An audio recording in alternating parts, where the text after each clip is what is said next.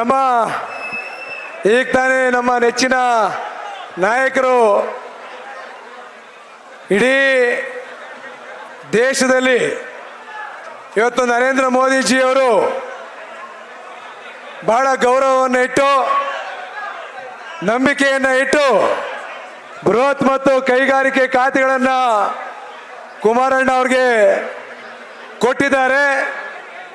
ಆ ಖಾತೆ ಎರಡೂ ಖಾತೆಗಳನ್ನು ಬಹಳ ಯಶಸ್ವಿಯಾಗಿ ಇಡೀ ದೇಶದಲ್ಲಿ ನಿರ್ವಹಣೆ ಮಾಡ್ತಾ ಇರ್ತಕ್ಕಂಥದ್ದನ್ನ ನಾವೆಲ್ಲರೂ ಸಹ ನೋಡ್ತಾ ಇದ್ದೇವೆ.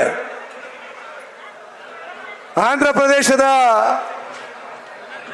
ಮುಖ್ಯಮಂತ್ರಿಗಳ ಸುಪುತ್ರ ಸಚಿವರಾದಂಥ ನಾರಾ ಲೋಕೇಶ್ ಅವರು ತಾವೆಲ್ಲ ಗಮನಿಸಿದ್ದೀರಿ, ಒಂದು ಹೇಳಿಕೆಯನ್ನು ಕೊಟ್ಟಿದ್ದಾರೆ.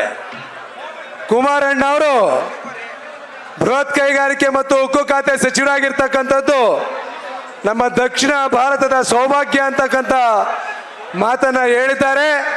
ಬಹುಶಃ ನಾವು ನೀವೆಲ್ಲ ಅದನ್ನ ನೋಡಿದ್ದೀವಿ. ಅದೇ ರೀತಿಯಲ್ಲಿ ಆಂಧ್ರ ಪ್ರದೇಶದ ವೈಜಾಗ್ನಲ್ಲಿ ಇವತ್ತೇನು ಸ್ಟೀಲ್ ಪ್ಲಾಂಟ್ ಇತ್ತು, ಅದು ಏನು ನಿಂತೋಗೋ ಪರಿಸ್ಥಿತಿಗೆ ಬಂದಿತ್ತು. ಸಾವಿರಾರು ಕಾರ್ಮಿಕ ಕುಟುಂಬಗಳು ಬೀದಿಗೆ ಬಂದಿದ್ವು. ಅದನ್ನೆಲ್ಲ ಉಳಿಸ್ಲಿಕ್ಕೆ ಪ್ರಾಮಾಣಿಕವಾಗಿ ಪ್ರಯತ್ನವನ್ನು ಮಾಡಿ ಅವ್ರಿಗೆ 10,000 ಕೋಟಿಯನ್ನು ಕೊಟ್ಟಿರ್ತಕ್ಕಂಥದ್ದನ್ನ ನಾವು ನೀವೆಲ್ಲ ನೋಡಿದ್ದೀವಿ. ಆಂಧ್ರ ಪ್ರದೇಶದಲ್ಲಿ ಇವತ್ತು ಕುಮಾರಣ್ಣ ಅವ್ರಿಗೆ ಹಾಲಿನ ಅಭಿಷೇಕವನ್ನು ಮಾಡ್ತಾ ಇರ್ತಕ್ಕಂಥದ್ದನ್ನ ನಾವೆಲ್ಲರೂ ಸಹ ನೋಡಿದ್ದೀವಿ. ಆದ್ರಿಂದ ಇವತ್ತೇನಾಗಿದೆ ನಮ್ಮ ರಾಜ್ಯದಲ್ಲಿ ಅಂತ ಹೇಳಿದ್ರೆ, ಕುಮಾರಣ್ಣ ಅವರು ಕೈಗಾರಿಕೆ ಸಚಿವರಾಗಿದ್ದಾರೆ.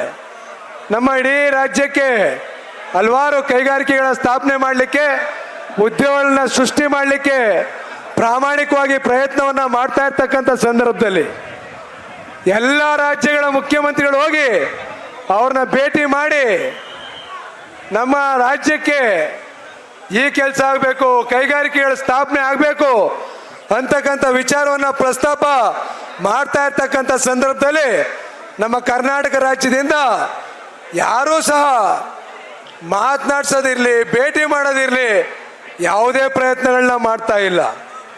ನಮ್ಮ ರಾಜ್ಯದ ಅಭಿವೃದ್ಧಿಗೆ ಕೇಂದ್ರ ಸರ್ಕಾರದ ಮೇಲೆ ದೂರ್ತಾರೆ ಹೊರತು ಕುಮಾರಣ್ಣ ಅವ್ರನ್ನ ಒಂದೇ ಒಂದು ದಿವಸ ಭೇಟಿ ಮಾಡಿ ಸಹಕಾರವನ್ನು ಕೇಳಿಲ್ಲ.